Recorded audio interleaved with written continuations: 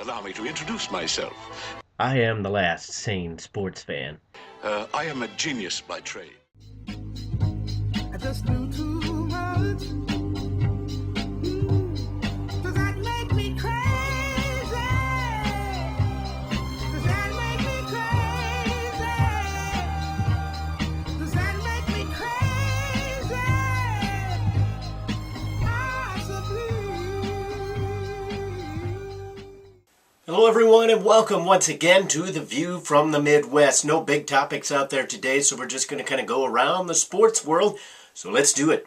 First of all, one of the things going on right now is there seems to be, I hesitate to use the word because it seems like I use the word quite a bit lately, but it seems to be kind of an epidemic where everybody wants their coach fired. They want him to win immediately. If you don't win that season, if you don't win halfway through that season, get the guy out of there. Let's get somebody new in there. We got to get fresh blood. We got to get new ideas. Everything's going wrong. It's all the manager's fault. It's all the coach's fault. Give me a break.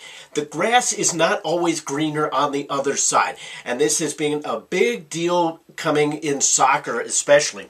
And I'm pretty much sick of the fact because while there are cases out there, I'm not going to argue that they're not, there are cases out there to where you can have one manager not do so well, have the same exact players, get a new coach in there, and all of a sudden they're going to play just as well, if not better.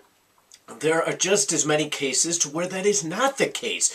Why is it so bad to let this idea of growing with a coach, especially if you have a younger team, regardless of what the sport is, but I'm focusing mainly on soccer right now because this was a big topic on ESPN FC yesterday with Liverpool, where basically all of the pundits were saying they need to fire Brendan Rodgers.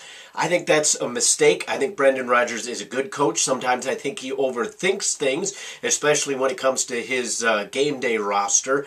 But outside of that, there are plenty of coaches who do that.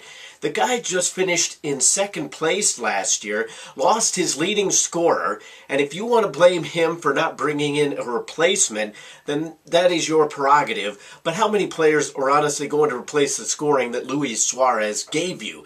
So I think the idea of firing Brendan Rodgers just because his team has slipped a little bit, even though they were the hottest team in the Premier League from December through March, is ridiculous. They need to just calm down. I need to take my own advice right now, but calm down. Not every single coach in every single sport, as soon as you lose a game, needs to be fired. In the NHL right now, I think we're in a golden age. People can say that the NHL is too easy to make the playoffs. I argue it is the complete opposite. I think it's incredibly difficult to make the playoffs, especially if you're playing in the Western Conference right now. They talked about this on the local sports radio yesterday, and I completely agree with them. You look at the Western Conference, even the Eastern Conference, it's fairly stacked in terms of how difficult it is to make the playoffs right now. Everybody is log-jammed right there, and I don't think it's due to mediocrity. I think it's due to the fact that every single team has a legitimate shot at winning a Stanley Cup, some more so than others, but you look at the Western Conference specifically, there are at least 5 teams out of the 8 that are going to make the playoffs that are legitimate Stanley Cup contenders, and one of those teams might actually not make the playoffs. The LA Kings right now are on the outside looking in. They could finish as high as third or second in their division, I do believe. I'd have to look at the points to make sure. But they could also finish out of the playoffs. This is a 2-time Stanley Cup champion. LA Kings might not make the playoffs, but they have a legitimate shot. You've got Chicago, St. Louis, Minnesota, Anaheim, all with legitimate shots at winning a Stanley Cup. They're all almost guaranteed to make the playoffs. Vancouver, I don't really think so. Some of the Canadian teams that might make it in, probably not. But out of that group, you've got 5 legitimate teams that have chance to win a Stanley Cup, and some of them, the LA Kings, might get left out of the playoffs. That is really an astonishing feat. Something else, and I try to make this show a little bit kind of national, just with a Midwest kind of slant on it, but something that is very local right now that's going on. The St. Louis Blues do have a goaltending controversy, if you want to use the word controversy in its loosest form. Jake Allen right now has been playing spectacularly in net. He is very deserving of getting the last 2 games in the regular season. He's going to play tonight against Chicago. No word against Minnesota on Saturday yet. He has done enough, in my estimation, to get the start in the playoffs. If he doesn't start, I'm not going to sit there and whine left and right and center. I do believe he's done enough, but Brian Elliott has done enough as well when you look at his entire body of work over the season. The thing that irritates me, though, are these people that call into sports radio, they text in, they get on the message boards, they say, when is Brian Elliott going to get his chance? He was an all-star this year. Well, guess what, folks? Brian Elliott was an all-star in 2012 as well, and look how that turned out. He did not get the start in the playoffs. Yaroslav Halak did against the San Jose Sharks. If not for Barrett Jackman running into him and injuring his knee, he probably would have been the starter for that entire playoff run.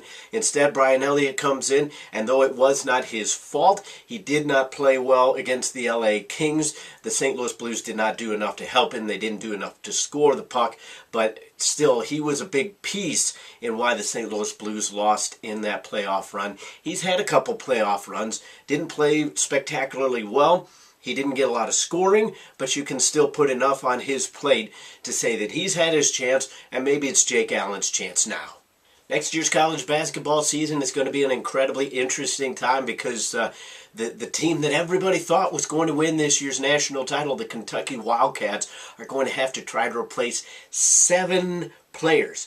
Get that, 7 players. They've lost now to the NBA from this year's squad, all of whom saw significant time at least during the regular season, if not during the tournament. 7 players who are considered scorers for that team.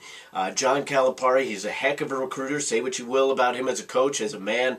Your personal feelings about him aside, he is a heck of a recruiter. He gets those top talents into his program.